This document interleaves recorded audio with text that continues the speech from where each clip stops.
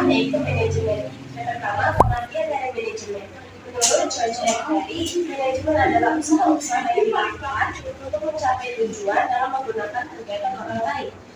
Inti dari kegiatan manajemen adalah bagaimana cara mencapai tujuan dari sebuah organisasi. Yang kedua, ada fungsi dari manajemen.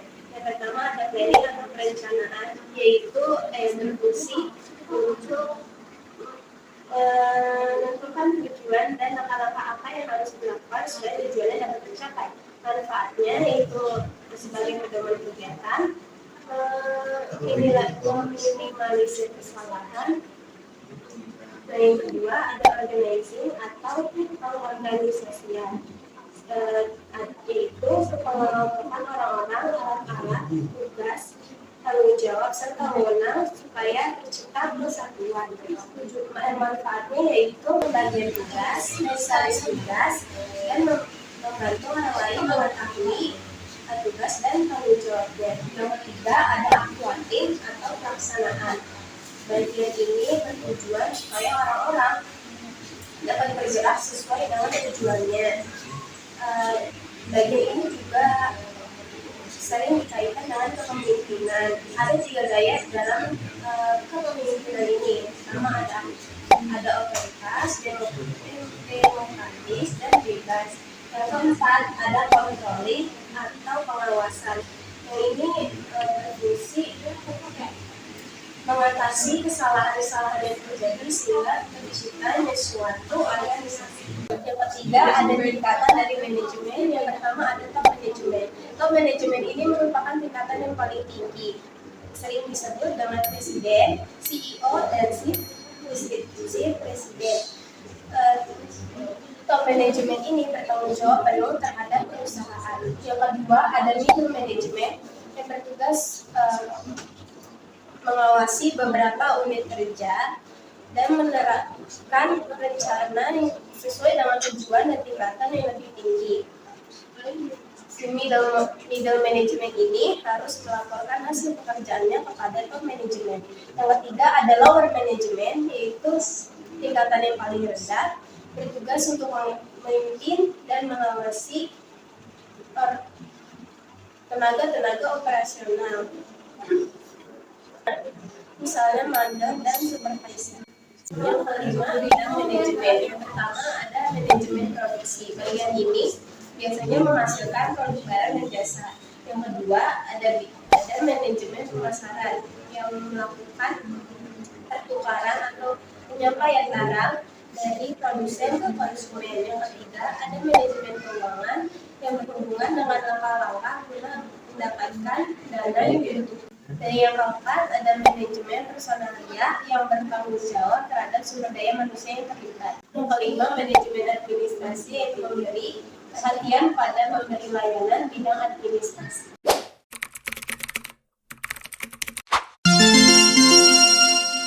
Selanjutnya saya akan menjelaskan tentang keuangan yaitu badan usaha.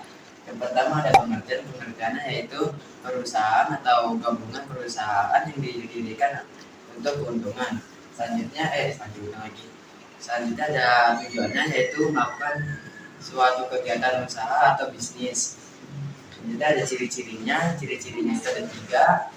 Yang pertama membutuhkan tenaga kerja atau modal.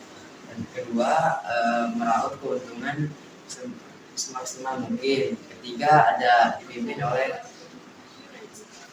usahawan. Selanjutnya yang kedua ada jenis badan usaha. Jenis badan usaha dibedakan menjadi 2. Pertama ada berdasarkan lapangan usaha dan kedua ada berdasarkan kepemilikan modal.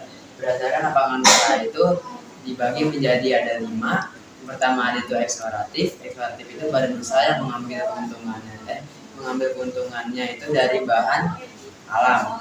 Contohnya itu kayak pertambangan. Yang kedua yaitu agraris. Agraris itu badan usaha yang kegiatannya itu mengelola alam sehingga dapat menimbulkan manfaat yang banyak. Contohnya itu kayak pertanian. Kemudian yang ketiga itu ada industri. Industri itu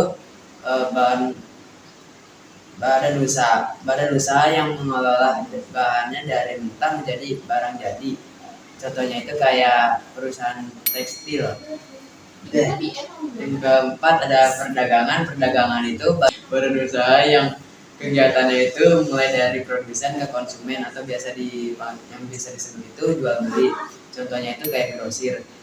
Habis itu ada jasa yang terakhir, yaitu badan usaha yang kegiatannya itu bergerak dalam bidang perayaan jasa. Contohnya itu kayak salon. Selanjutnya yang kedua ada berdasarkan kepemilikan modal. Berdasarkan kepemilikan modal itu terbagi menjadi 4. Yang pertama itu badan usaha milik negara atau biasa dipanggil itu BUMN, yaitu berdasarkan Undang-Undang Nomor 10 Tahun 2003 yang berbunyi itu badan usaha yang seluruhnya atau sebagiannya itu milik negara.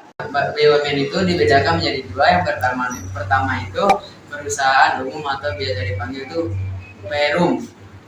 Nah, yang kedua itu bisa dipanggil itu perusahaan persesoran atau biasa dipanggil itu persoro.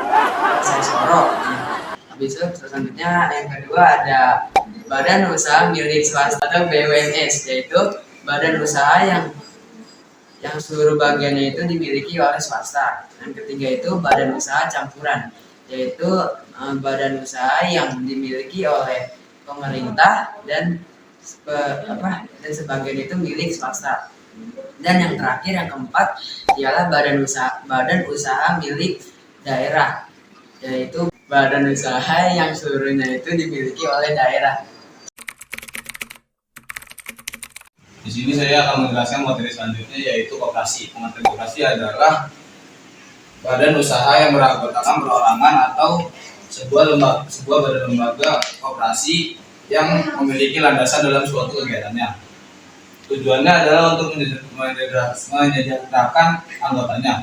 Yang kedua, fungsi dan perannya adalah fungsi yang pertama adalah aktif dalam meningkatkan kualitas kehidupan masyarakat. Yang kedua adalah menyejahterakan keanggotaannya. Yang ketiga, landasan koperasi dibagi menjadi 4, yaitu pertama landasan ideal yang berisi Pancasila, yang kedua landasan struktural yang berisi Undang-Undang Dasar 1945, yang ketiga adalah landasan mental yang berisikan kesetiakawanan dan kesadaran diri sendiri. Yang keempat adalah landasan operasional. Jenis-jenis koperasi dibagi menjadi 2, yaitu berdasarkan jenis usaha dan berdasarkan keanggotaan. Berdasarkan jenis usaha dibagi menjadi 4, yaitu yang pertama adalah produksi, yang kedua konsumsi, yang ketiga simpan pinjaman, yang keempat adalah serba usaha. Yang kedua berdasarkan keanggotaannya dibagi menjadi 3, yaitu pertama KUD, yaitu koperasi unit desa yang berada di wilayah-wilayah pedesaan. Yang kedua adalah koperasi pegawai Republik Indonesia, yaitu yang berisikan pegawai negeri sipil. Yang ketiga adalah koperasi sekolah. Koperasi sekolah adalah koperasi yang berwilayah di daerah-daerah sekolah. Yang kelima adalah modal koperasi. Sumber dari modal koperasi terbagi menjadi 2, yaitu yang pertama modal koperasi dari diri sendiri dan yang kedua pinjaman. Yang modal koperasi dari diri sendiri biasanya bersumber dari anggota, simpanan wajib, simpanan pokok, dan selanjutnya adalah yang terakhir hibah. Sedangkan modal koperasi yang pinjaman adalah yang pertama dari koperasi lain, bank atau lembaga keuangan yang lain, dan yang ketiga adalah sumber lain yang sah. Sekian penjelasan dari saya. Sekiranya jika ada kata-kata yang salah, mohon maaf. Wassalamualaikum warahmatullahi wabarakatuh.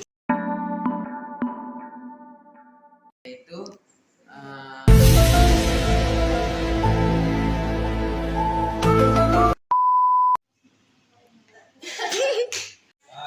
yang berada di pedesaan, koperasi unit forum.